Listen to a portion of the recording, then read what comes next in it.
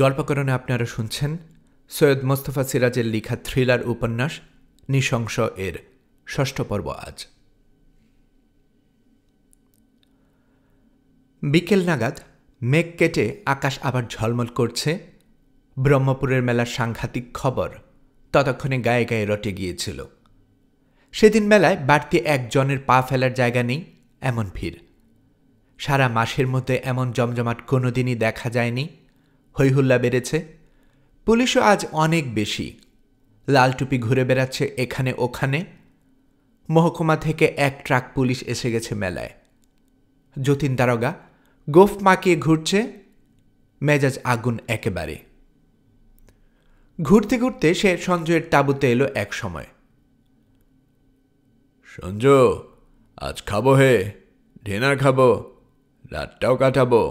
বৌমা কই? বৌমা? সঞ্জয় বলল, এসো যতীন, ওর শরীরটা হঠাৎ ভালো নয়, ঠান্ডা ঠান্ডা লাগিয়েছে। জ্বর নাকি? হ্যাঁ, বারণ করলুম শুনল না। সকালে ওই ঠান্ডার মধ্যে দিঘিতে ডুবে এলো। বসো ভাই যতীন। যতীন দারোগা মুড়ায় বসল। আজ কার পৌষ মাস, কারো সর্বনাশ। চানাচুরওয়ালা মোড়ে মেলাওয়ালাদের কপাল ফিরে গেল। ভিড় দেখেছ? তোমার তো মৌকা হে সঞ্জু, খুব লুটবে। সঞ্জয় হাসল, সিগারেট দিয়ে বলল, শেষ অবধি কি হলো ব্যাপারটা? যতীন সিগারেট জেলে বলল,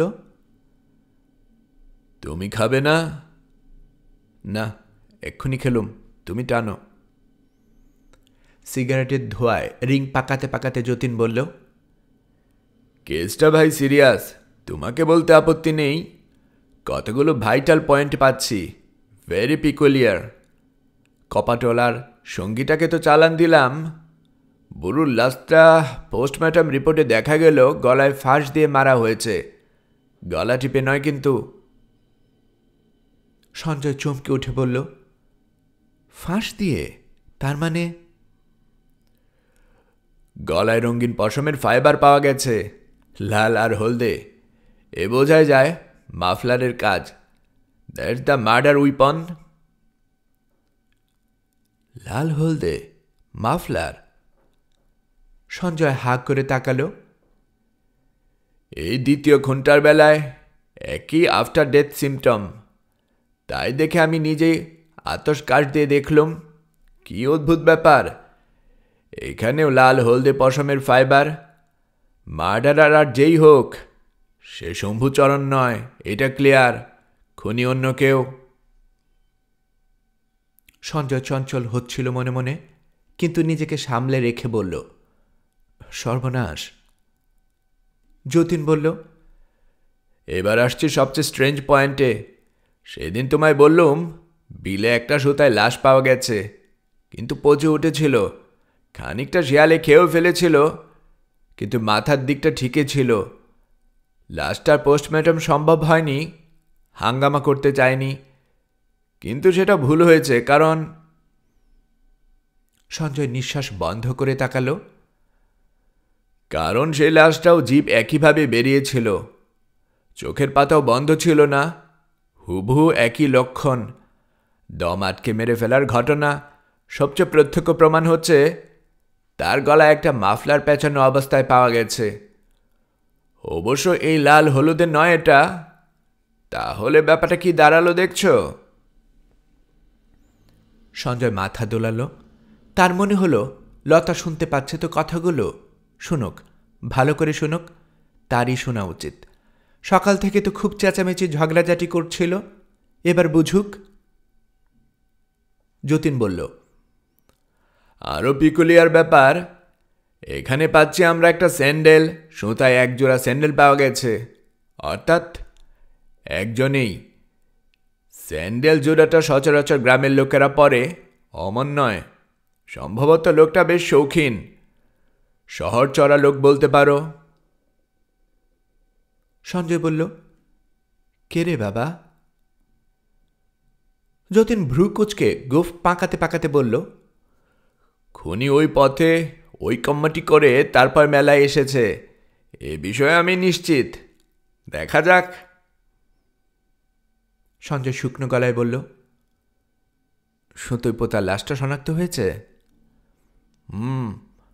ওই এলাকার লোক বলছে এই সেই মোহনপুরের চাঁদু বাসনওয়ালা।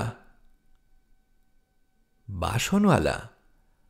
হ্যাঁ, চেহারা খানিকটা বদলে যায় এসব ক্ষেত্রে, কিন্তু ওর লাশের সঙ্গে একটা বড় পেতলের খুন্তি পাওয়া গেছে। খুন্তি? ওই দিয়ে কবর খুঁড়েছিল খুনি। এবার 2 2 4 করা সোজা, পেতলের খুন্তি। সুতরাং বাসনওয়ালার মাল, মেরে মাল, সাপ ঝেড়েছে বেটা। দেখা যাক, কোথাও না কোথাও মাল বেচেছে। যাবে কোথায়? যতীনের শালা গুফ পেকে এলো এতে করে।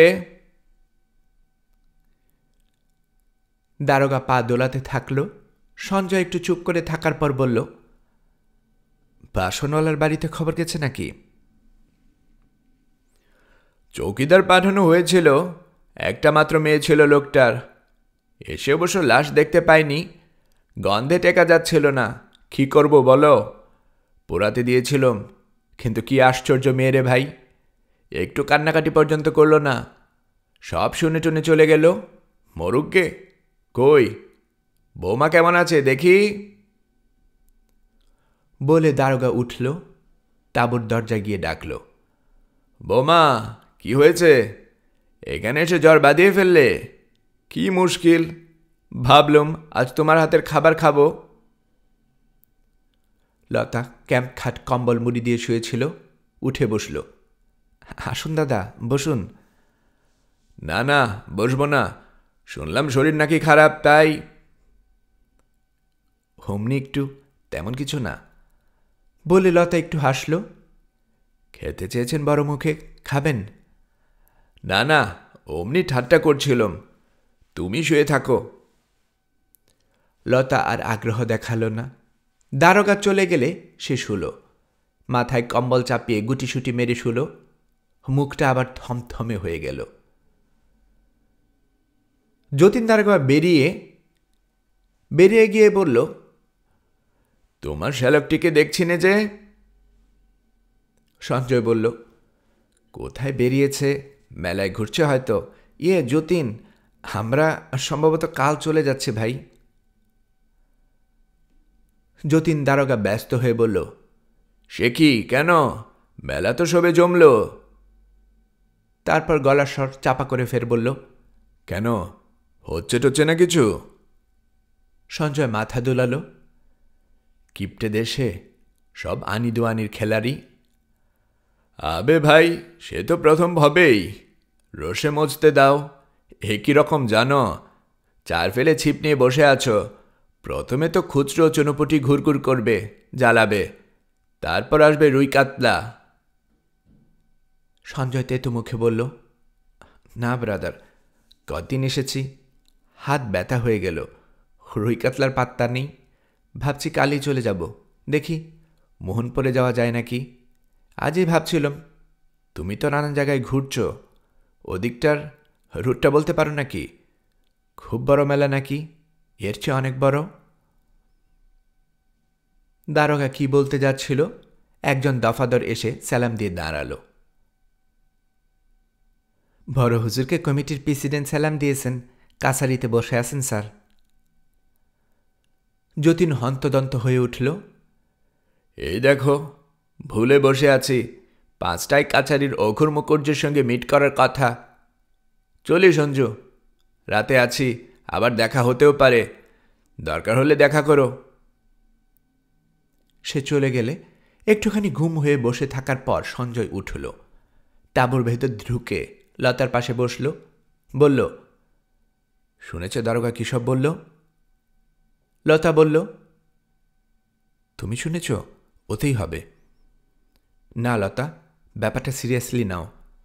শালার হালদিস তো খানিকটা পাওয়া গেল, আরও কত আছে কে জানে। এত করে তোমায় বলি, যাকে তাকে অমন করে প্রশ্রয় দিও না। সেবারে এক ছোকরা চুরিচামারি করে কেটে পড়ল, এত করেও। লতা ফুঁসে উঠল, আবার সে একই কথা তুলে ঝগড়া করতে এলে? সঞ্জয় আপোষে সুরে বলল, না, কথাটা হচ্ছে দোষ আমারও নিশ্চয় আছে। আমার শালা কি হয়ে গিয়েছিল ওকে দেখে?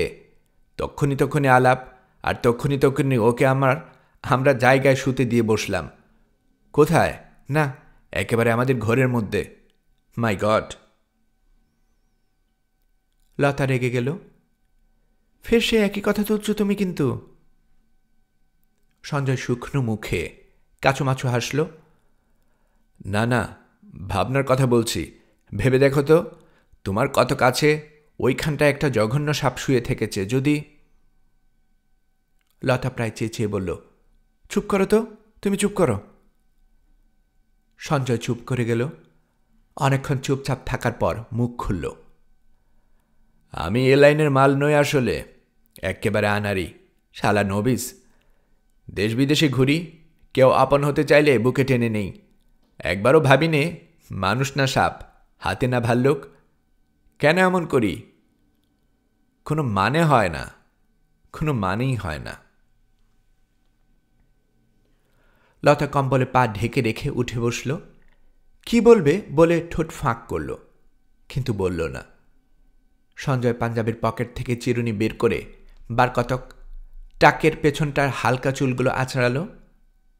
একটু পরে লতার দিকে বড় বড় চোখে তাকিয়ে সে চাপা গলায় বলল, ভাগ্যিস এখানে এসে মাফলারটা একবারও পরিনি। কিন্তু কথা হচ্ছে, যতীন শালা ওর খোঁজ করছিল। তোমার দেখার ছলে কে জানে ওকে খুঁজে পেল কিনা। ও বাবা পুলিশ, ফ্রেন্ডশিপ থাকলে কি হবে? আমি পুলিশ চিনি, তাই বললাম কালই চলে যাচ্ছি। লতা আসতে বলল, তাই চলো, আমার আর একটু ভালো লাগছে না এখানে, এক্ষুনি চলে যেতে ইচ্ছে করছে। সঞ্জয় ঘুম হয়ে ভাবতে থাকল। লতা আবার বলল, রাত্রে যতীনবাবু আবার যদি ওর কথা জিজ্ঞেস করেন? বলবো এসে বেরিয়েছে, সার্কাস টার্কাস দেখছে। কাল যাবার সময় যদি উনি থাকেন, সঙ্গে ওকে দেখতে পাবেন না, তখন কি বলবে? Right right. সঞ্জয় একটু ভেবে বলল, তার চেয়ে রাতেই যতীনকে বলে দেব। ওকে মোহনপুর পাঠিয়েছি 9টার লাস্ট ট্রিপে, আগাম জায়গা দেখতে গেছে। রাত 9টার ট্রিপে? হ্যাঁ, ধরো কান্দিতে আত্মীয় বাড়ি থাকবে, সেখান থেকে সকাল সকাল যাবে। লতার মনে ধরল প্ল্যানটা, বলল, সেই ভালো, তাই বলো যতীনবাবুকে।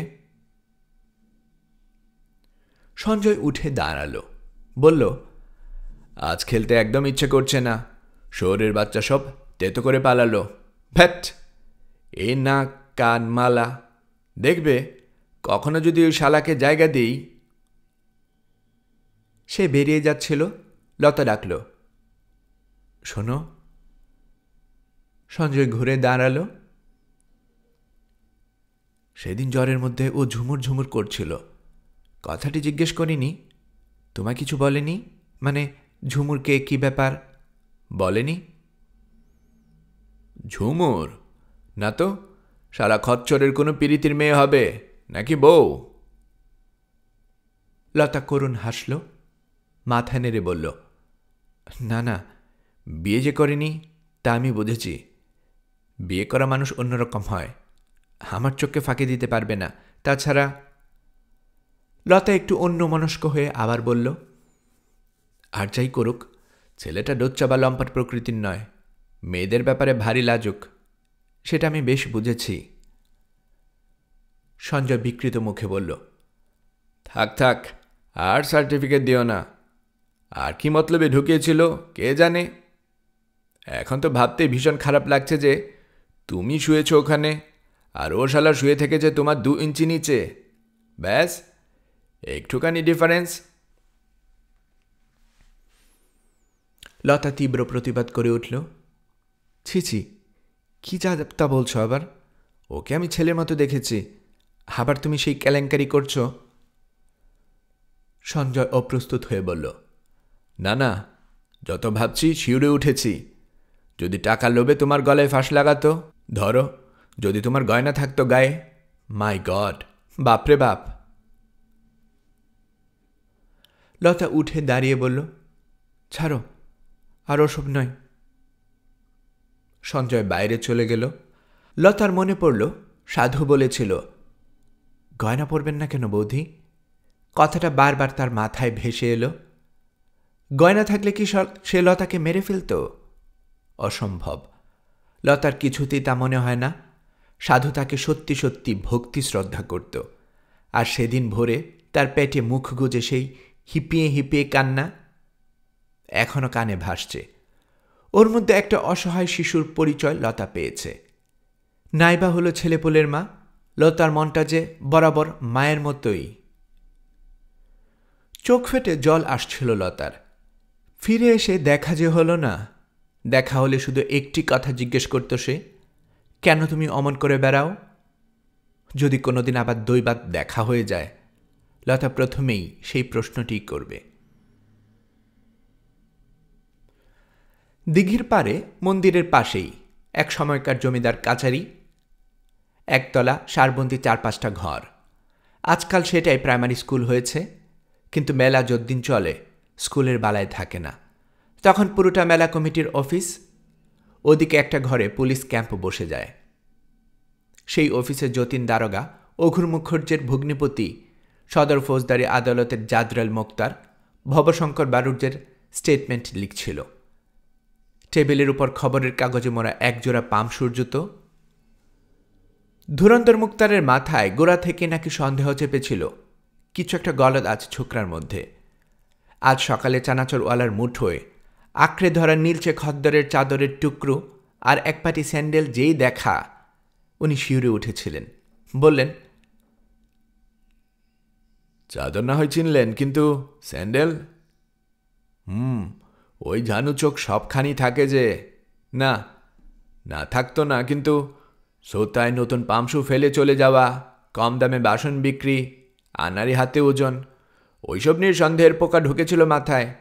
তাই ঘনিষ্ঠ হবার চেষ্টা করেছিলেন, কিন্তু ও তো দারুণ ঘুঘু, কাটল সঙ্গে সঙ্গে। মেলায় এসে চোখ পড়েছিল ওর পায়ে, এর কারণ জুতো ফেলে এসেছে। তো কি পড়েছে ছোকরা এখন? দেখলেন, নতুন হাল ফ্যাশনের স্যান্ডেল।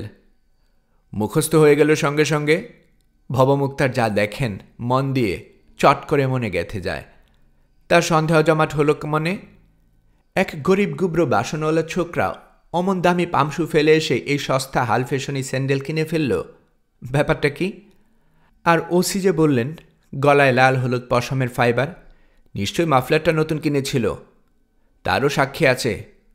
মুক্তার বললেন, অঘরের মেয়ে সুমা দেখেছে, গতকাল সকালে আমার মেয়ে ঝুমুরের সঙ্গে বেটা ভাব জমাতে চেষ্টা করেছিল। ভাবতে তোমার সেই গা শিউরে উঠেছে। অল্প স্বল্প গয়নাগাটি ছিল গায়ে। দিন দুপুরে বলে, তাছাড়া মেলার জায়গায় বলে সুবিধা করতে পারেনি। সুমা গিয়ে বলেছিল ঝুমুর দিয়ে একটা লোকের সঙ্গে। সামলে নিয়ে মুক্তার বললেন, মানে একটা লাল হলুদ মাফলা জড়ানো ছোকরা ঝুমুরের সঙ্গে কি কথা বলতে ওকে ডেকে নিয়ে গেল। আমার মেয়ে বুঝলেন মশাই, একটু সরল বোকাশোকা মেয়ে, নানা রকম বোকামে আছে ওর। সোমা বলল, ওকে দাঁড় করিয়ে রেখে নাকি ছোকরাটা ওর ঝুমুর দিকে কোথায় নিয়ে গেল। বেশ কিছুক্ষণ দাঁড়িয়ে থেকে যখন ওর ফেরার নাম নেই, সোমা চলে আসে। বাড়িতে গিয়ে বললে তক্ষণে লোক পাঠালুম। লোকটার সঙ্গে প্রথমেই ঝুমুরে দেখা হয়ে যায়। বাড়ি এলে তো বুঝতেই পারছেন, ওর মা প্রচণ্ড বকলো টকলো, আর একা বা অন্য কারোর সঙ্গে বেরোতে দিল না। যতীন দারোগা বলল, কি বলতে ডেকেছিল আপনার মেয়েকে? ওর একটা স্টেটমেন্ট দরকার হবে কিন্তু। মুক্তার টেরা হয়ে তাকালেন। ও, দরকার হবে বুঝি? বেশ তো, নেবেন। তা আগে আমার মুখেই শুনুন। ঝুমুরকে বেটা হান্না মালা ফালা কিনে দিতে লোভ দেখাচ্ছিল। ও নেবে কেন? অনেক কায়দা করে ওর হাত থেকে পালিয়ে আসে। কমিটির এক ভদ্রলোক বললেন, জোর বাঁচা বেঁচেছে? বেঁচেছে বই কি, আমারই ভুল হয়েছিল তখনই পুলিশে ইনফর্ম না করা। আর এক ভদ্রলোক বললেন, আমার মনে হচ্ছে ছোকরাকে আমি বোর সাহেবের জোয়ারির সঙ্গে দেখেছি। যতীন দারোগা খিক খিক করে হাসল। সে আর আপনি বলবেন কেন, তক্ষণই বুঝে গেছি। আমি শালাকে দেখেই চিনেছিলুম। বোস বেটা নেহাতে আমার চেনা জানা, তবে আইন মশাই আইন, ওতে মা বাপকে খাতির করিনি আমি। দেখুন না কি করি। তখনও সন্ধ্যার অন্ধকার জেগে ওঠেনি। সকাল সকাল একটা হ্যাজাক জেলেও আনা হলো।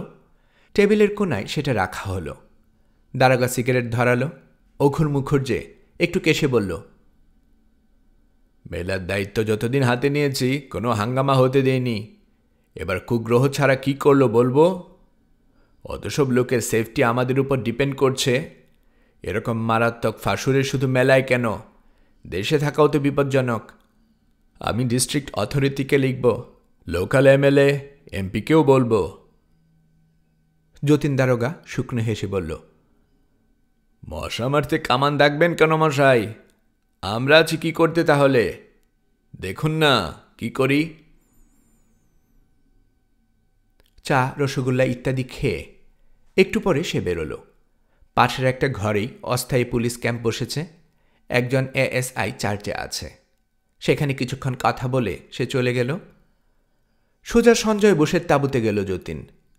সঞ্জয় হ্যাজাক জেলেছে সদ্য, খেলার আয়োজন করছে। লতা যথারীতি সেজেগুজে তৈরি হয়েছে। যতীনকে দেখে দুজনে চমকে উঠেছিল। সঞ্জয় হাসবার চেষ্টা করে বলল, এসো যতীন। যতীন বলল, একটা গুরুতর কথা আছে সঞ্জু, শোনো। আড়ালে গিয়ে সে মোটামুটি ব্যাপারটা জানালো। তারপর বলল, তুমি শালা ওকে কিভাবে বুকে নিলে? মাইরি, এ এক মিস্ট্রি। তুমি তো সেই হাবাকান্তই থেকে গেলে। হ্যাঁ? সঞ্জয় আর কিছু গোপন করল না। করে লাভ নেই। সেসব দোষ লতার ঘাড়েই চাপালো। বলল, ওর নিরুদ্দিষ্ট ভাই নিয়ে আমার প্রবলেম লেগে আছে। সেবারে কাটোয়ায় এক অজ্ঞাত কোলশালী ছোকরা। যতীন ফিসফিস করে বলল, শোনো, তুমি আজ খেলায় বসো না, এক্ষুনি কেটে পড়ো, ফর ইউর সেফটি। নইলে নিজের পজিশন বাঁচাতে তোমায় অ্যারেস্ট করতে হবে আমাকে। বুঝতে পারছো না কদ্দুর গড়িয়েছে? দেরি করো না, গুছিয়ে নাও এক্ষুনি। পরে আমি হামলা করতে আসবো, মাইন্ড দ্যাট। এসে যেন দেখি তুমি ভেনিসড। সঞ্জয় ব্যস্ত হয়ে উঠল। যতীনের প্রতি কৃতজ্ঞতায় তার দুই হাত চেপে ধরেই ছেড়ে দিল। রাত 9:15-তে সঞ্জয়ের গাড়ির হেডলাইট অন্ধকার চিরে কৃষ্ণপুরের চটির মোড়ের পুরে ঘুরছে। চটির আটচালা শুয়ে থাকা কয়েকজন মানুষের উপর থেকে আলোটা ঝাঁটের মতো অন্ধকার সাফ করতে করতে চলে গেল। সাধু তুলোর কম্বল থেকে বিরক্ত হয়ে একবার নাক বের করেই আবার ঢাকল। বুকে জ্বালা নিয়ে ঘুম আসে না তার। গাড়িটা চলে গেলে অনেকক্ষণ গুড়গুড় শব্দটা শোনা যেতে থাকল। সে চিত হয়ে সিগারেট ধরালো, টানতে থাকল। অন্ধকারে ওটুকুই যা আলোর আভাস। 8টা বাজতে না বাজতে চটির ছোট্ট বাজার বন্ধ হয়ে গেছে। বটতলায় একদল গারোয়ান ধান বোঝাই গাড়ির তলার চটের পর্দা টানিয়ে ঘুমোচ্ছে। ভেতরে হারিকেন জ্বলছে, তার আলো বাইরে আসছে না। কাল রাতের বৃষ্টির পর আজ প্রচণ্ড শীত পড়েছে। তার উপর 3 দিকে ধুধু ফাঁকা মাঠ। ঢেউ খেলানো দিগন্ত থেকে দিগন্তে শূন্যতা অন্ধকারে খালি হুহু করে বেড়াচ্ছে। সাধুর পাশে 3টি লোক গরু বেচার পাইকার। চলছে বিহার অঞ্চলের হিরণপুরের গোহাইটায়। সাধু দেখেছে ওদের কাছে হান্টারের মতো গুপ্তি ছোড়া আছে। টর্চ আছে প্রত্যেকের। শীতের চেয়ে অস্বস্তিটাই বেশি। তারপর কখন শিয়াল ডাকল। ডাক থামলে বটগাছে প্যাঁচা ডাকল কয়েকবার। কিসের ইশারা দিচ্ছে ওরা? সাধু চঞ্চল কিন্তু অসহায়। ছটফটানি বেড়েই চলেছে। বাইরে গাড়ির গরুগুলো মাঝে মাঝে চটপট করে কান ঝাপটাচ্ছে। মশা তো নেই, কেন অমনি করে ওরা? অভ্যাস হয়তো। কতক্ষণ পর একজন পাইকার উঠল। ঘুম থেকে ওঠার ফুসফুসানি বেশ অদ্ভুত লাগে। লোকটা টর্চ জ্বালতে জ্বালতে বেরোল। হিসি পেয়েছে। সাধু উঠল, কেশে দিল একবার। লোকটা ঘুম ভাঙা জড়ানো গলায় বলল, শীতের রাত কি লম্বা, তেমনি জারও পড়েছে। বলে সাধু ওর খানিকটা তফাতে দাঁড়িয়ে কাজটা সেরে নিল ঝটপট। তারপর ওর কাছে গিয়ে বলল, দাদা, একটা উপকার করবেন? বলুন বাবু। সাধুকে বাবু ঠাউরেছে। সাধু তো বাবু বাড়িরই ছেলে। সে বলল, একবার মাঠ সারতে হবে। মনে হচ্ছে আমার আবার বড্ড ভয়। খিক করে হাসল সে। বড্ড ভয় দাদা, কেউ কাছাকাছি না দাঁড়ালে হবেই না। লোকটা কি একটু বিরক্ত হল? মনে হয় না সাধুর। বিড়ি জেলে বলল, বেশ তো, চলুন না, ওই তো পুকুর আছে, নিন, টর্চটা নিন। টর্চ নিল না সাধু। পুকুরটা পাশেই, পারে উঠল। লোকটার পাশাপাশি যাচ্ছিল সে। লোকটা আলো ফেলে একটা ঘটিং ভরা শুকনো খটখটে জায়গা দেখিয়ে বলল, ওখানেই বসুন।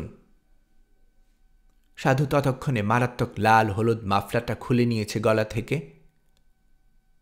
বসি বলে এক মুহূর্ত ইতস্তত করল না। তারপরে শুরু হলো একটা ধস্তাধস্তি। ঘটিং ভরা পাথরে মাটিতে পড়ে লোকটা ধরফর করতে থাকল। পা দুটো ধুপধুপ করে মাটিতে আছাড় খাচ্ছিল তার। সাধু তার বুকে কলিজের উপর হাঁটুর চাপড়টা বাড়াতে বাড়াতে শেষবারের মতো হ্যাঁচকা টান দিল গলায়। অন্ধকারে তার শিকারের দুটো বিশাল চোখ নক্ষত্রের আলো পড়ে প্রচণ্ড জ্বলছে। সাধু চোখ বুজে অনেকক্ষণ একই ভঙ্গিতে বসে রইল তার বুকে। দেহটা ক্রমশ শান্ত হয়ে যাচ্ছে।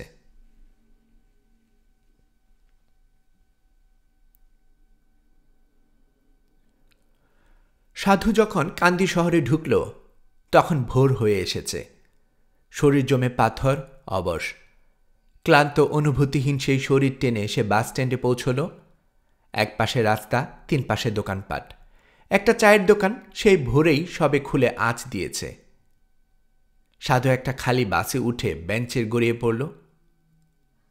কিন্তু ঘুম আর আসবে না। তার খালি মনে হচ্ছে এবার তার নিজের গলায় ফাঁস আটকেছে। সে আর বাঁচবে না। দম আটকানো ভাবটা কিছুতেই যাচ্ছে না। বুক পেট হু হু করে জ্বলছে। মাথার ভিতর আগুন, ওইটুকুই যাতাপ। অত জ্বালা নিয়ে মানুষ বাঁচে না। সাধুর মনে হলো সেও বাঁচবে না। আর সিগারেট নেই। পাইকারটার পকেটে এক গাদা বিড়ি পেয়েছিল, তাই টেনেছে সারা পথ। এখনো কয়েকটা আছে। একটা বের করে জ্বালল।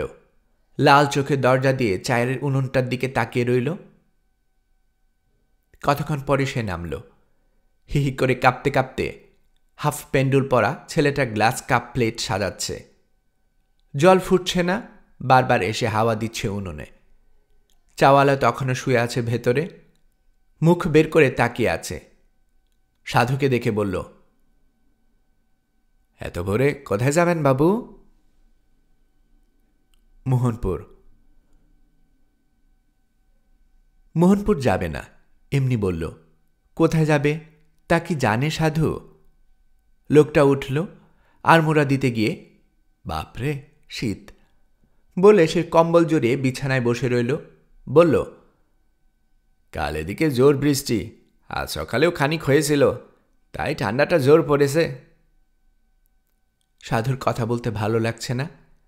একবার ভালো বিছানা পেলে শুয়ে দেখত ঘুম আসে কিনা। এখন শুয়ে পড়তে আর ঘুমে তলিয়ে যেতে ইচ্ছে করছে। আর কোনো ইচ্ছে নেই এই মুহূর্তে। একটা ভালো বিছানা, একটা গভীর ওম, এসবের জন্য সাধু তার সব রোজগার কারো হাতে তুলে দিতে রাজি। ভগবান, মা কালী, অভাগা সাধুকে একটু দয়া করো। ছেলেটা চা এগিয়ে দিয়ে বলল, বিস্কুট। সাধু গ্লাস নিয়ে মাথা দোলালো। ছেলেটা ওকে দেখতে থাকলো। সাধুর বিরক্তি লাগলো। কি দেখছিস শালা অমন করে? অত কি দেখার আছে সাধুর মধ্যে? দেখিস না, কানা হয়ে যাবি। সাধু চা খেয়ে উঠল। হঠাৎ তার মনে পড়ল বাগানপাড়ার গলির কথা। একবার এক ইয়ার দোস্তের সঙ্গে এসেছিল। সে এক লম্পট চোরচোরটা। সাধুকে সে বলেছিল, খাসা জিনিস, যা চলে যা, টাকা আমি দেব। সাধু যায়নি, বসে থেকেছে বাড়ির বুড়িটার কাছে, যাকে মাসি বলেছিল ওর সঙ্গী। বুড়িটা বেশ আলাপি। হরিণমারা বাড়ি শুনে আতিপাতি জিজ্ঞেস করছিল। হরিণমারার পাশেই নাকি ওর গ্রাম ছিল এক সময়। কি নাম যেন ছুরি তিনটের? আকালি, ইন্দিয়ার পদ্ম। পদ্মের বয়স কম, একেবারে বাচ্চা বললেই চলে। শ্যামলা, ছিপছিপে গরন, মন্দ না দেখতে। সঙ্গী পরে বলেছিল, কি চালাক রে ছুরি, আমার 2 জাং খুটিয়ে দিল। বলে রোগ আছে নাকি দেখলুম। সাধুর রাগ হয়েছিল খুব। পয়সা নেবে, আবার দেখা দেখি কিসের? সাধু হলে মজা দেখিয়ে দিত। ওর সঙ্গী বলেছিল, তা যাই বলিস রে মায়েরি, ওইসব কাকড়া গুকলিখুরো ছোট জাতের মাল ভগবান যেন খেটে খুঁটে তৈরি করেছেন। সাধু একটু ইতস্তত করল, কিন্তু বিছানা আর ওমের আরাম ওখানে ছাড়া আপাতত পাচ্ছে তা কোথায়? এখন সেটাই বড় জরুরি। বিশ্রাম চাই, কিছুক্ষণ টানা ঘুম চাই। গলিতে ঢুকে সাধু এদিক ওদিক তাকালো। ওই তো কাঞ্চন ফুলের গাছওয়ালা বাড়ি। সে দরজায় গিয়ে মৃদু ধাক্কা দিয়ে ডাকল, মাসি, ও মাসি। অনেকক্ষণ ডাকাডাকি করার পর দরজা খুলল। সাধু ভোলেনি, এই সেই ধারী মেয়েটা আকালি। সে কালো কুচকুচে মোটাসোটা গতর। সাধুকে টানাটানি করেছিল, পকেটে হাত ভরে পয়সা নিতে চেষ্টা করেছিল। সাধুকে বাগানো সহজ কথা নয়।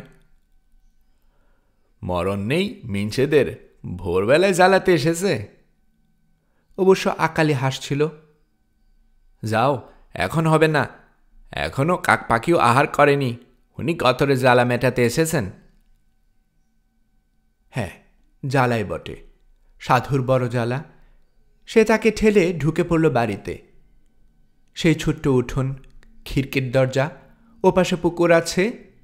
সেই পূবমুখ একতলা পাকা ঘর, আর দক্ষিণের পূবে একটা করে মাটির দেয়াল, টালির ছাদ দেয়া ছোট্ট ঘর। মাসির সেই পাঠাটা আরও ডাগর হয়েছে, তার পিঠে চটের থলে বাঁধা। বারান্দায় নাদির মধ্যে বসে বসে কান নাড়ছে, গলায় ঠুংঠং ঘণ্টা বাজছে। সেবার পাঠাকে খুব জ্ঞানী মনে হয়েছিল, এখন মনে হলো বুড়িয়ে বোকা হয়ে গেছে, ফ্যালফেল করে তাকাচ্ছে। মাসির আওয়াজ এলো বন্ধ একতলা পাশ ঘর থেকে। কে রে আকালি? লোক। এমন সময় কোন পোড়া মুখুর মাথায় আগুন চলল রে? কেমন লোক, ভালো করে দেখ। সাধু ব্যস্ত হয়ে বলল, হরিণ মারার, সেই যে সেবার নটনের সঙ্গে এসেছিলাম। বুড়ি আর কথা বলল না। আকালি ডাকল, হেসো। সাধু তাকালো তার দিকে। কি পছন্দ হচ্ছে না নাগরের? তোমার যে কপাল মন্দ ভাই, পদ্মের করে রাত কাবারি লোক, ইন্দুর অসুখ, আর যাবে কোন চুলোয়? ঢুকে পড়ো, আমি জল সেরে আসছি। সাধু ঢুকল। ঘুপটি অন্ধকার ঘর, তক্তপোষের উপর বিছানা আর ল্যাপও আছে, কিন্তু কেমন ভ্যাপসা গন্ধ ঘরটায়। কোণে দুটো ইট পাতা, তার নিচে ফোকর, দেওয়ার জায়গা, গন্ধ সেখান থেকেই উঠছে। সাধু যে অবস্থায় ছিল, কাঁধে ব্যাগ শুদ্ধ বিছানায় ঢুকে গেল সে। ধুলোবারা অবশ পা দুটো ঝাড়ল না, ধোয়া তো দূরের কথা। তারপর কোমরে হাত দিয়ে টাকাগুলো একবার অনুভব করল। একটু অস্বস্তি হলো সঙ্গে সঙ্গে। ঘুমোলে আকালি চুরি করে বসবে না তো? কিন্তু আর পারা যায় না, যা হবার হোক, সে ঘুমোবেই। একবার ঘুমের ঘোরে সে টের পেয়েছিল আকালি তার গলা জড়িয়ে শুয়েছে। তাকে নড়তে দেখে কি যেন বলেছিল সে। দ্বিতীয়বার ঘুমটা ভেঙেছিল যখন দেখেছিল আকালি নেই। সে কোমরের কাছে হাত রেখে টাকাগুলো খুঁজেছিল। আছে, আশ্বস্ত হয়ে আবার ঘুমিয়ে পড়েছিল। তারপর আকালি ডাকে ঘুম ভাঙল। ওঠো না কর, খালি ভুসভুস করে ঘুমোতে এসেছিলে নাকি? 4 ঘন্টা থাকলে ঘন্টা 3 টাকা, কত হলো? 12 টাকা। এখন পাওনা মিটিয়ে আবার নাক ডাকাও। আর খেতে হলে বলো কি খাবে, টাকা দিলেই পাবে। কই পাওনাটা আগে দাও, মাসি বকছে। সাধু বলল, দিচ্ছি, মুখ ধুয়ে নেই, টাটকা টিউবওয়েলের জল এনে দাও। আসলে আকালির সামনে টাকা বের করবে না। মেয়েটা বেরিয়ে গেলে সে ঝটপট টাকা বের করল। আকালি উঠোনে টিউবওয়েলের আওয়াজ দিয়ে জল ভরছে আর কার সঙ্গে হাসাহাসি করছে। সাধু টের পাচ্ছিল বাইরে পৃথিবীতে তোলপাড় হচ্ছে মানুষের জীবন। কাকের ডাক, কথাবার্তা, গম্ভীর চাপা কিসব গর্জনের সঙ্গে একাকার হয়ে ভেসে আসছে। শহর জায়গা, তাই তো এত গোলমাল। এখন ব্রহ্মপুর মেলা লতা আর বোর সাহেবের কি করছে ঝুমুর। মনে আবার কষ্টটা ফিরে এলো। কি ভালো যে কেটে যাচ্ছিল ওর কয়েকটা দিন। জীবনের সবচেয়ে সুন্দর আনন্দ ভরা কিছু সময় ছিল ওটা। আর কি তেমন সময় জীবনে ফিরে আসবে তার? মালাটা গলায় পরা আছে। শেষ রাতে পরে বসেছিল পথে আসতে আসতে। ঝুমুরকে মনে পড়ছিল। ঝুমুর সেই সন্ধ্যায় বটতলায় গেলে কি ঘটত? আবার জ্বালাটে এলো মনে। কে পাঠিয়ে দিল অসময়ে হঠাৎ সেই হারামি বৃষ্টি বাদলা? কেন পাঠালো? না, সাধু ছটফট করে উঠল, ঠোঁট কামড়ে ধরল। আকালে এসে বলল, হেই নাও জল, কই টাকা দাও। টাকাটা নিঃশব্দে এগিয়ে দিল সাধু। যতক্ষণ সে মুখ ধুল, আকালি কোনো কথা বলল না। মুখ ধুয়ে ধুতির খুঁটে মুছল। তখন আকালি বলল, অমন নিরামিষ নাগর তো দেখিনি বাবা। পিড়িতে মন নেই, তবে কেন আসা? খুলোর বদত নাকি হে? খিলখিল করে হাসতে লাগলো মেয়েটা।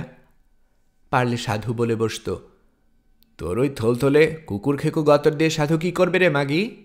সাধুর পীড়িতের মেয়েকে তো তুই দেখিসনি। কি হে, চুপ করে কেন?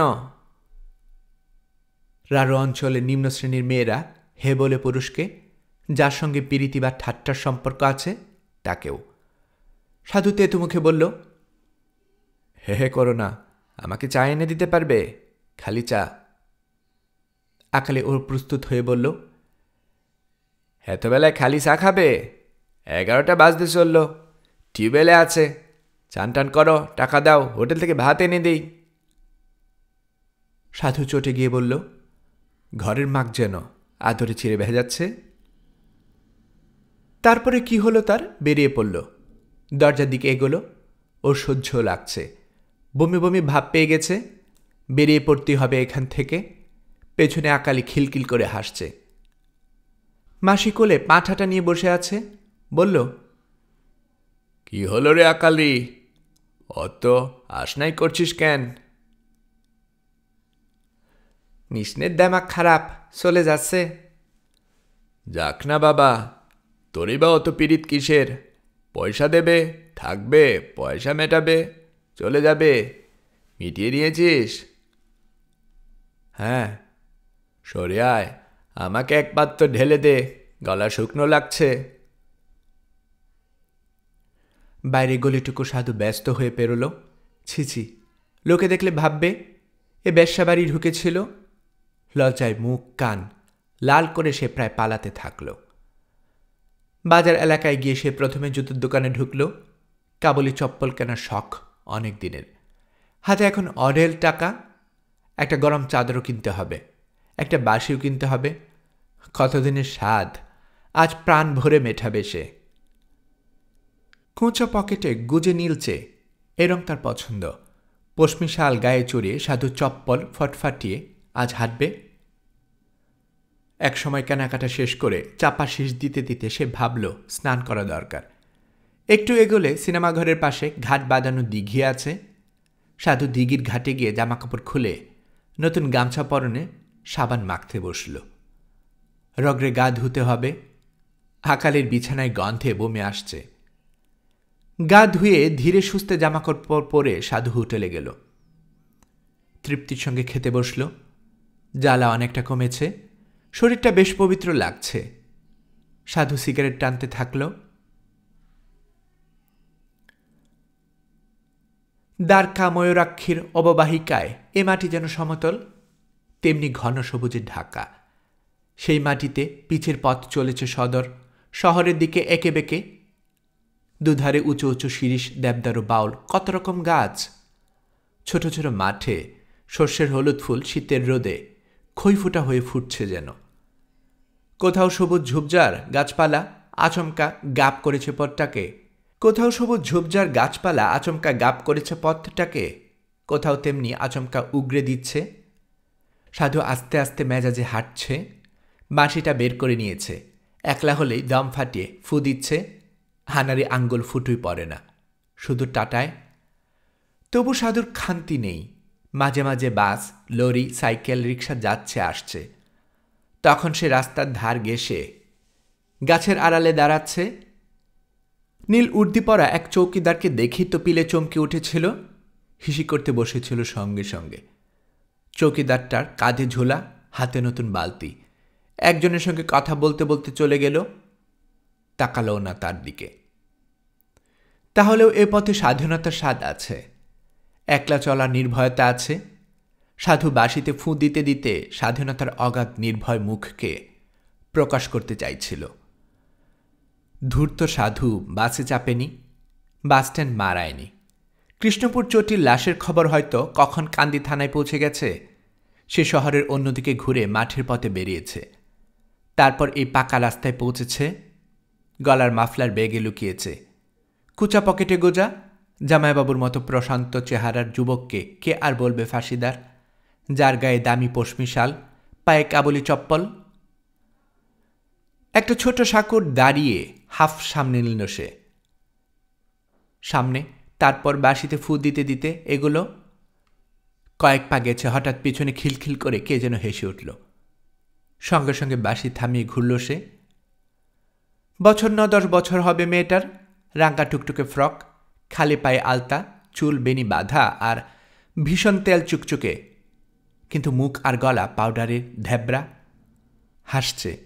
হাসতে হাসতে এক হাতে দড়ি বাঁধা ঘটিটার ভার অন্য হাতে লাগিয়ে সামনে নিচ্ছে। শ্যামলা রঙের মেয়েটি যে বাবুবাড়ির নয়, তা সাধু তাকিয়ে বুঝেছে। কিন্তু রাখতে গিয়ে সাধু ফিক করে হেসে ফেলল। বলল, কি হলো খুকি, হাসছ কেন? কোনো জবাব না দিয়ে মেয়েটি হাসি থামালো, কিন্তু ঠোঁটের কাছটায় সেই হাসির চাপাটা দেখা যাচ্ছিল স্পষ্ট। সাধু বলল, আমার বাঁশি শুনে হাসছ? আর বলো না, শিখছি। মেয়েটি দাঁড়িয়ে পড়েছে। সাধুর মনে হলো সে তার আগে যেতে রাজি নয়। কে জানে কেন, সংকোচ বোধ করছে হয়তো, তাই সে নিজেই পা চালালো। বাঁশি ছাড়ল না। এতটুকু মেয়েকে লজ্জা করার কি আছে সে ভেবেই পেল না। কিন্তু আবার মেয়েটি খিলখিল করে হেসে উঠল এবং হাতে গিয়ে হাতে ঝোলানো ঘটিটা সামলাতে পারল না সে। হাঁটু দুমড়ে একটু আছাড় খেল। সাধু ঘুরে দাঁড়িয়েছিল আবার। সে দেখল মেয়েটির মুখ এবার কাদো কাদো হয়ে গেছে। সাধু তার দিকে এগিয়ে সাহায্য করতে যাচ্ছিল, কিন্তু তক্ষুনি উঠে পড়ল। তারপর হাঁটু পরীক্ষা করতে লাগল। সাধু হাসতে হাসতে বলল, আছাড় খেলে তো? ছড়েছে নাকি? আর বাঁশি শুনে হাসবে? কেমন মজা, হ্যাঁ? মেয়েটি আর কথার জবাব একবারও দিল না। সে ঘটিটার কিনারার সাবধানে মুছতে থাকল। তারপর তুলে নিল বেশ ঝকমকে করে মাজা পেতলের ঘটি। সাধু বলল, হতে কি আছে খুকি? মেয়েটি এবার আস্তে আস্তে জবাব দিল, আখের গুড়। তাই বটে, ফেনা জমে আছে। নতুন গুড় ভারী মিঠে, গন্ধ টাটকা গুড়ের। সাধুর নোলায় জল আসছিল। এক একটা জিনিস হঠাৎ জীবনে কি সুন্দর আর লোভনীয় হয়ে ওঠে। তার মেজাজ এখন অন্যরকম হয়ে গেল। সে পা বাড়িয়ে বলল, ঘটিটা বইতে যদি কষ্ট হয় আমাকে দাও না। মেয়েটি পেছনে পেছনে হাঁটতে হাঁটতে আপত্তি জানালো, ভাবছো খেয়ে নেব? আরে না না। সাধু হাসতে হাসতে পেছন ফিরে ওর মুখটা দেখে নিয়ে আবার বলল, তুমি কোথায় যাবে? চণ্ডীতলা। কোত্থেকে আসছো? মহিমাপুর থেকে। চণ্ডীতলা কেন যাচ্ছ খুকি? বারে, আমাদের বাড়ি যে ও গায়ে। তাই বলো? মহিমাপুরে কে আছে? সেখান থেকে গুড় আনলে বুঝি? আমার জ্যাঠাইমা দিল, ওদের আখ উঠেছে যে, অনেক গুড় হয়। হ্যাঁ, তুমি এক গায়ে, তোমার জ্যাঠাইমা অন্য গায়ে, সে কি গো? আমার জ্যাঠা যে ওইখানকার ঘর জামাই। সাধু হু হু করে হেসে উঠল। ছেছে, ঘর জামাইয়ের গলার দড়ি। পরক্ষণে মেয়েটি রেগে যাবে ভেবে সুর বদলে বলল, তা খুকি, তোমার নাম কি? করুণা। করুণা? বলো কি, তুমি করুণা? হ্যাঁ, করুণাই তো। নামটা কয়েক মুহূর্ত মনে মনে রেখে সাধু বলল, করুণা, তোমরা কাদের? আমরা সদ্গাপদের। ও, তা ওই ঘটিটি নিশ্চয়ই তোমার জ্যাঠামশায়ের নয়? আবার কার? আমি কি গুড় আনতে গিয়েছিলাম নাকি? জ্যাঠামশাই দেখে পাঠায় বারে বারে। তাই যাই, জ্যাঠাইমার যে ছেলে বলে নেই, আমাকে বলে মেয়েটি ঘটিটা হাত বদল করে দম নিয়ে আবার বলল, আমাকে কত ভালোবাসে, জামা কাপড় দেয়, পয়সা দেয়, যতবার যাই একটা করে টাকা দেয়। পুজোর সময় গেলাম, এই জামাটা দিল। সাধু বুঝতে পারল মেয়েটির দ্বিধাসংকোচ কেটে গেছে, কিন্তু ঘটি হাত বদল করার সময় যেভাবে কোনোই বেঁকে যাচ্ছে, গুড়ের ওজনটা মনে হচ্ছে ওর পক্ষে একটু বেশি। সাধু আন্দাজ করল 250 তো বটেই। সে বলল, ঘটিটা বইতে তোমার বেশ কষ্ট হচ্ছে, বিশেষ করে আমাকে দিলেই পারতে, তারপর আমার সঙ্গে কথা বলতে বলতে যেতে। করুণা মাথা দুলিয়ে বলল, অদ্দূর আনলাম কি করে, এটুকুন পারবো না। একটু চুপচাপ চলার পর সাধু বলল, মুখে ঢাকনা দেয়নি তোমার জ্যাঠামশায়, রাস্তার ধুলো পড়বে যে। করুণা বলল, কই ধুলো? করুণা, আমি কে জিজ্ঞেস করছো না? যা। আহা, লজ্জার কি আছে? আমি তোমার দাদার মতো। বলো তো আমি কে, কি নাম, কোথায় বাড়ি? আমি জানি না। সাধু মুখ উঁচু করে বলল, আমি সাধু, হরিণমারার সাধু। করুণা আবার হাসতে হাসতে টলে পড়ল। এতে হাসির কি আছে গো? তুমি সাধু তো জটা কই, ক্ষমগুল্ল কই? সাধু হাহা করে ঝুঁকে পড়ল হাসির চোটে, জটুর টক্কর খেল। তুমি জামাইবাবু শ্বশুরবাড়ি থেকে আসছ, কেমন ঠিক ধরেছি? সাধু ঘুরে দেখল করুণা রাঙ্গা মুখটা ঘুরিয়ে নিচ্ছে। সে বলল, ঠিক ধরেছ করুণা। তোমার বউ আনলে না সঙ্গে? আনবো আনবো, সময় হলে আনবো। তোমরা ক ভাবেন গো? সাধুর নরম মিঠে প্রশ্ন শুনে করুণা আরও বাচাল হয়ে উঠল। বলল, আমরা 3 ভাই, আর আমি বড়। বাবার তো পেটের অসুখ, বিছানায় শুয়ে থাকে। মা কান্দি থেকে রোজ হাসপাতালে ওষুধ আনে। ছোটাটা তো কোলে ঝুলতে ঝুলতে যায়। কি কান্দে যদি দেখতে। তাকে তুমি কোলে নাও না? নেই না আবার, কিন্তু মা হাসপাতালে যাচ্ছে দেখলেই, আর তুমি ওকে থামাতেই পারবে না। কেঁদে কেঁদে গলা শুকিয়ে যাবে, তখন শুধু ফেস ফেস করবে। বারবার হাত বদল করছো, দাও না বাবা আমাকে। এত ভয় কিসের? তোমার ওটুকু গুণ নিয়ে আমি কি করব বলো তো? দাও দাও। সাধু প্রায় জোর করেই নিল।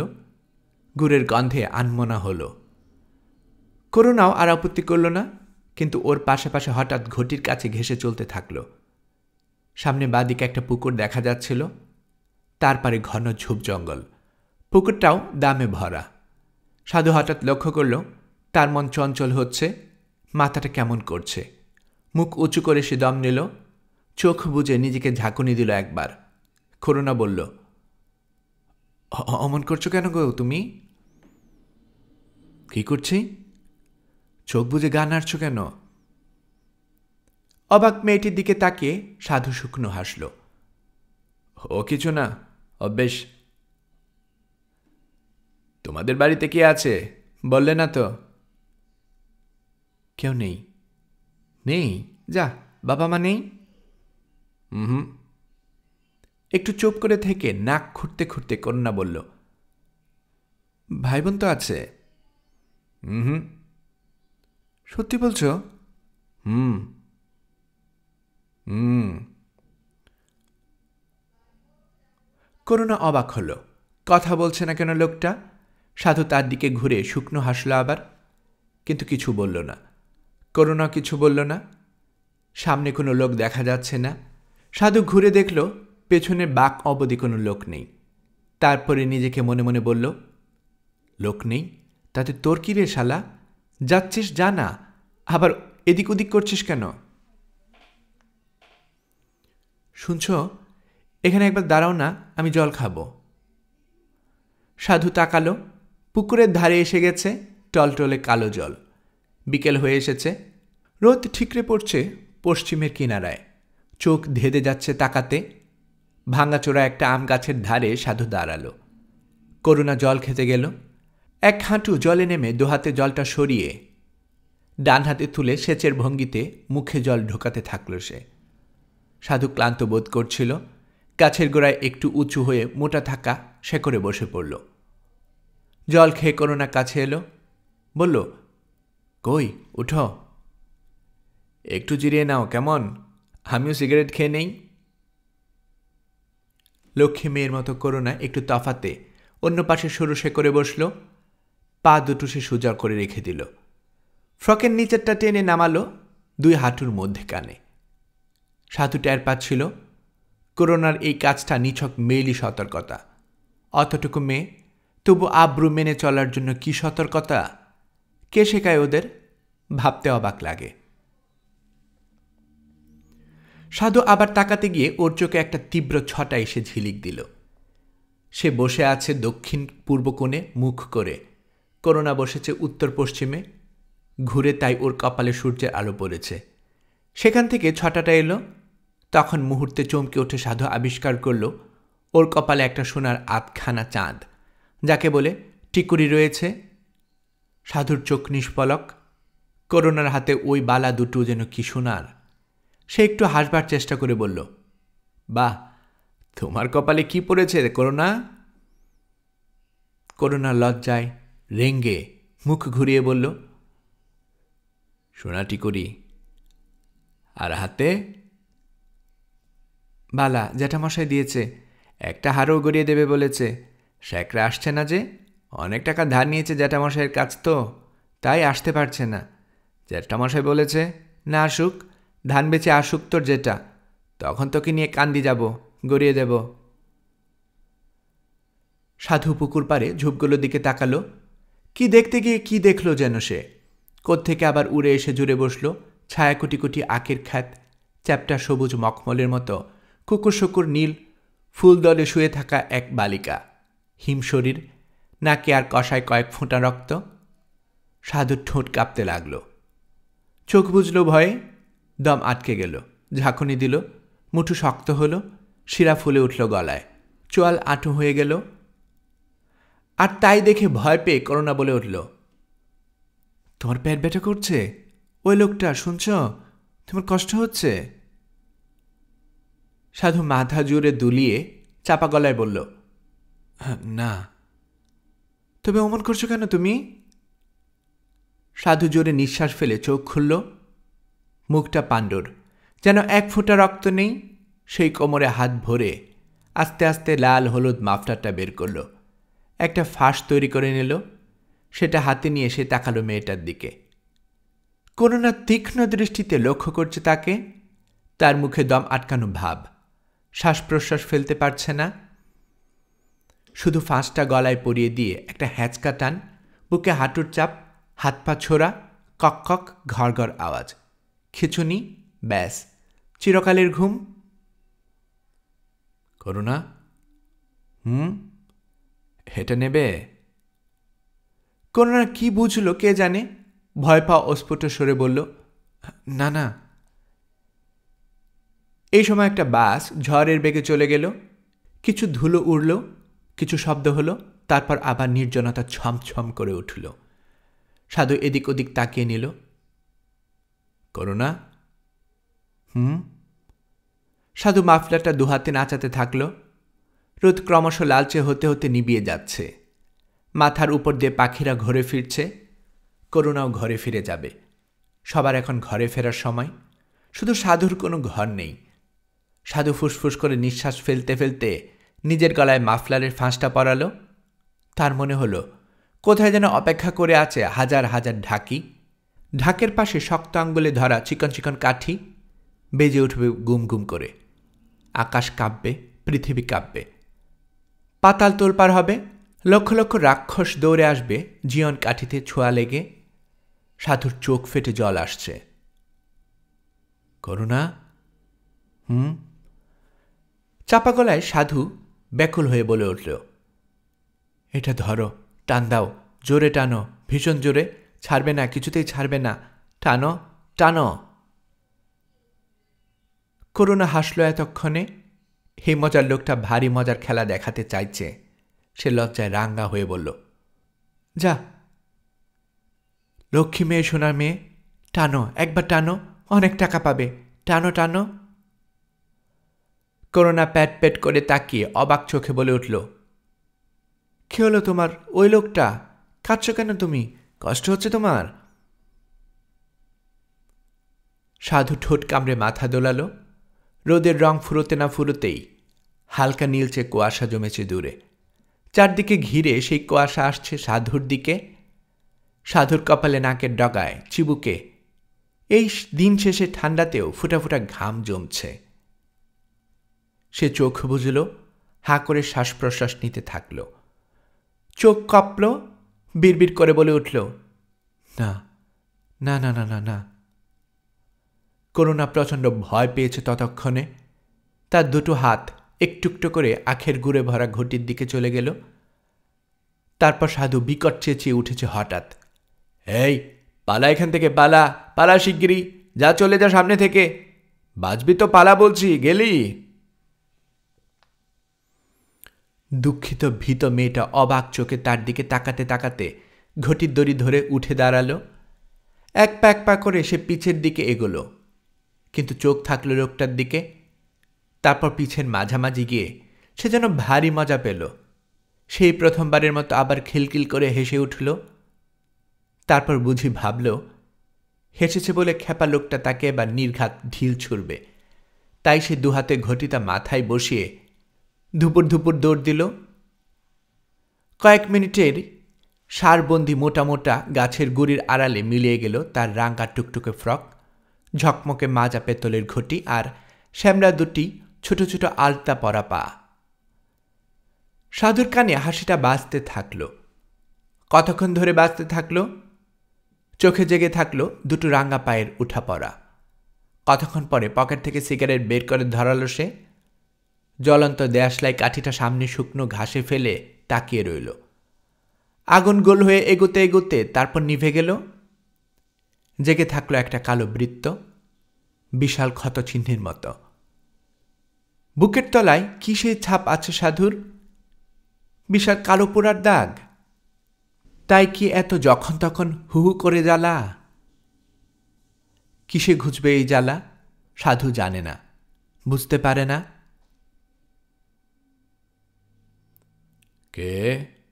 কি চাই? আমি সাধু। সাধু? আমি সাধু, হরিণ মারস কালু মুখার্জির ছেলে সাধু। My goodness! সীতেশবাবু, রক্ষকবাবু, আনোয়ারি, গিরিধারী। উঁচু বারান্দায় বুটু জুতার দুদ্দার আওয়াজ হতে থাকে। এদিক ওদিক এ ঘর সে ঘর থেকে দৌড়ে আসে খাকি পোশাক পরা তাগড়া তাগড়া শক্তিমান মূর্তিগুলো। বড় টেবিলের ওপারে রিভলভারের নল উত্তেজনায় কাঁপে। চালমাটাল হতে থাকে সন্ধ্যা রাতের স্তব্ধতা। কে হলো স্যার? কেউ? The red and yellow muffler, দেখতে পাচ্ছেন না?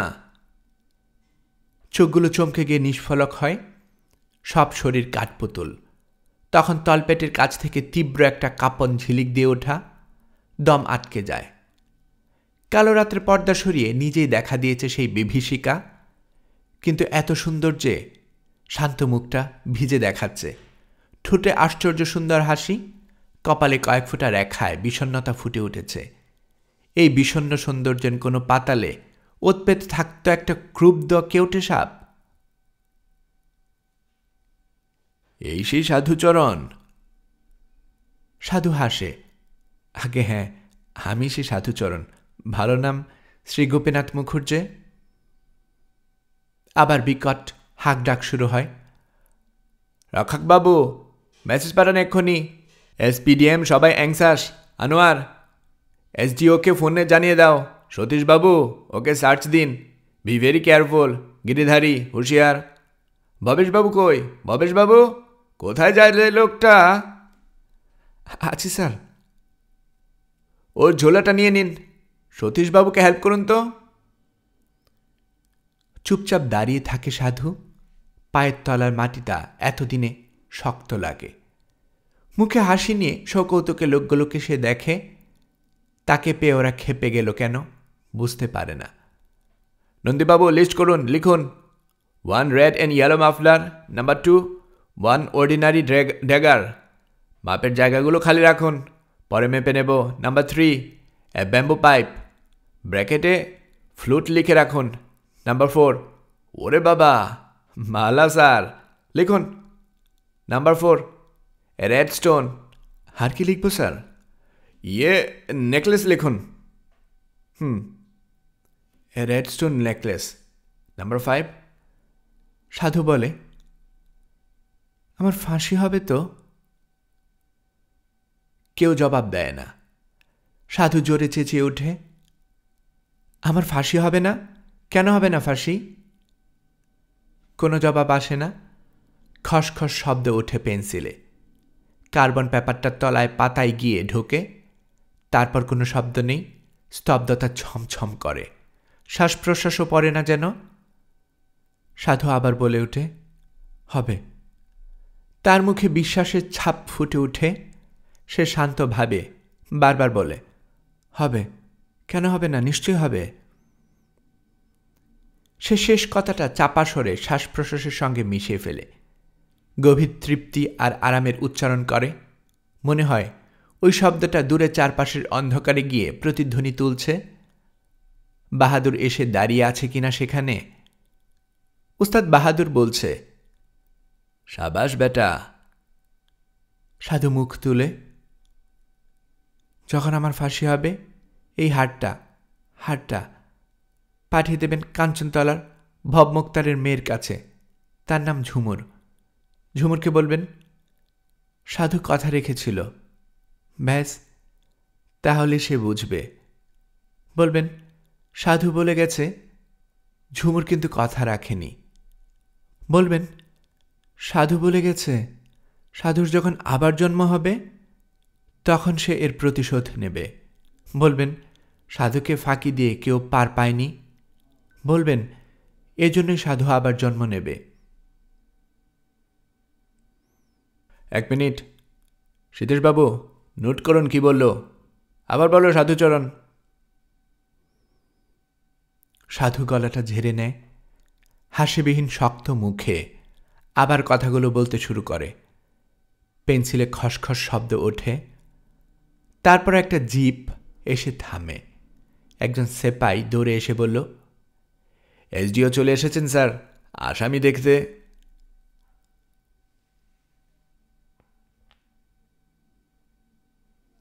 গল্পকরণে এতক্ষণ আপনারা শুনছিলেন সৈয়দ মোস্তফা সিরাজের লেখা থ্রিলার উপন্যাস নৃশংস এর 6ষ্ঠ পর্ব। 6ষ্ঠ পর্বের মাধ্যমে পুরো গল্পটা আমরা এখানেই শেষ করছি। আমি নিয়মিতভাবে গল্প পাঠ করে আপনাদেরকে শোনাচ্ছি। গল্প পাঠ ভালো লেগে থাকলে আমার এই গল্পটি আপনার বন্ধুবান্ধব প্রিয়জন সবার কাছে শেয়ার করবেন। তাতে করে তারা এই গল্পটি শোনার সুযোগ পাবে। আপনারা ভালো থাকবেন সেই প্রত্যাশায় এখানে বিদায় নিচ্ছি।